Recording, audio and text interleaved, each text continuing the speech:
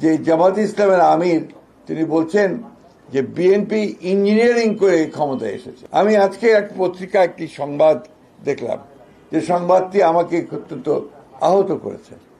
যে জামাত ইসলামের আমির তিনি বলছেন যে বিএনপি ইঞ্জিনিয়ারিং করে ক্ষমতায় এসেছে। আমি এটা তীব্র নিন্দা জানাচ্ছি, প্রতিবাদ জানাচ্ছি, এবং তিনি বা তার দল যে কখনোই সুস্থভাবে চিন্তা করেন না তার প্রমাণিত হয়েছে।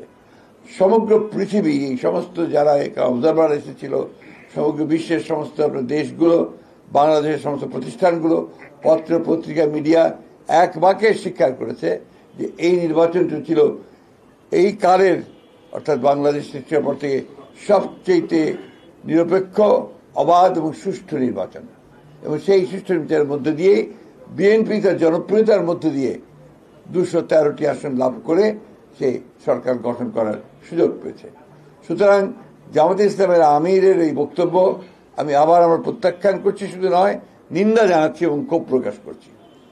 যাই হোক, যে কথা বলছিলাম যে আজকে বিভিন্নভাবে বিএনপির বিভিন্ন কর্মকাণ্ডের উপরে বিভিন্নভাবে আপনার প্রচেষ্টা চালানো হচ্ছে ওই শক্তিটির পক্ষ থেকেই, একটা আবার ধূম্রজাল সৃষ্টি করা, আবার একটা বিভেদ সৃষ্টি করা।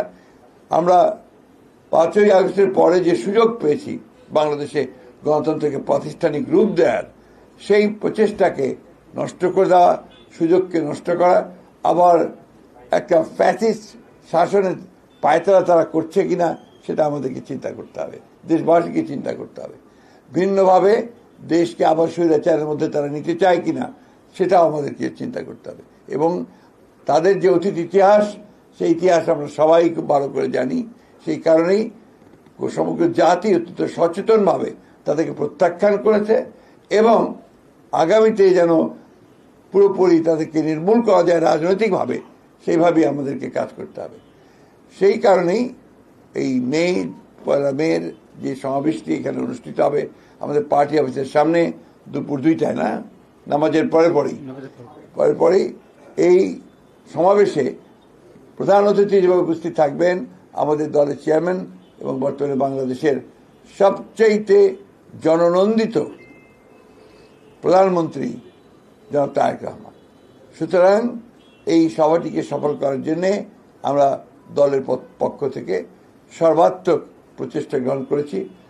বাংলাদেশের মানুষের কাছে আমাদের আবেদন থাকবে যে তারা এই দিবসটি যথাযথ মর্যাদার সঙ্গে পালন করবেন।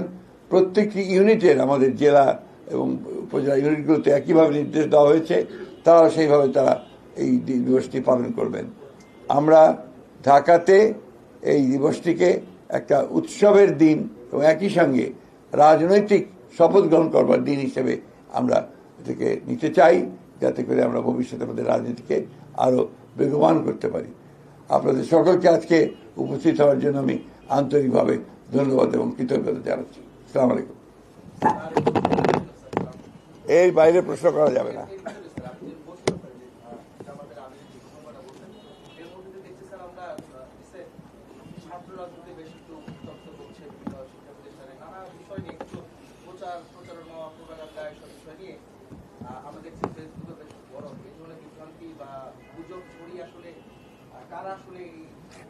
আমি আগেও আপনাদের বলেছি, বেশ কয়েকবারই বলেছি যে বাংলাদেশের সমস্যা, বড় সমস্যা হচ্ছে যে সবসময় একটি শক্তি যারা বাংলাদেশকে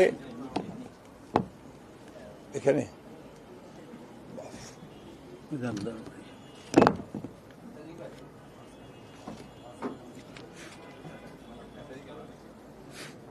খালি গলায় বলে দিচ্ছি, খালি গলায় বলে দিই।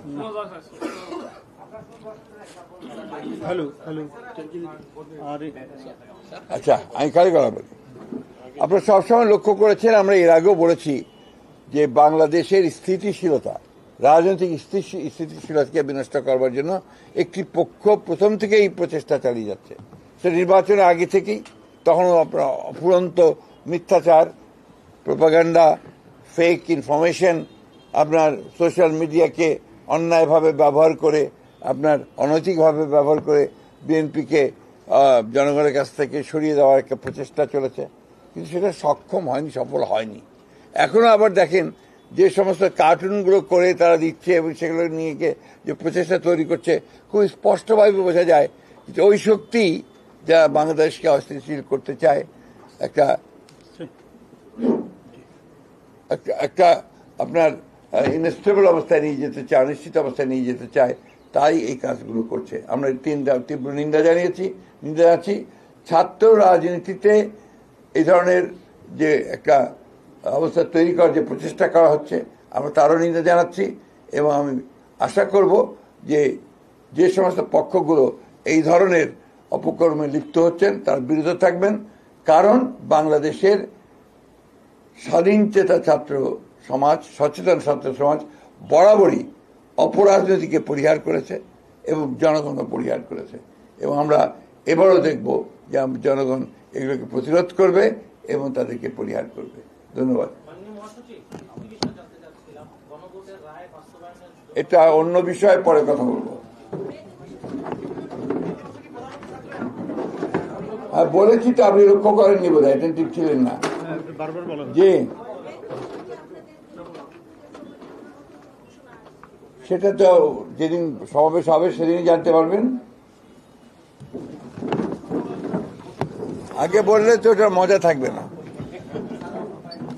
জি, থ্যাংক ইউ।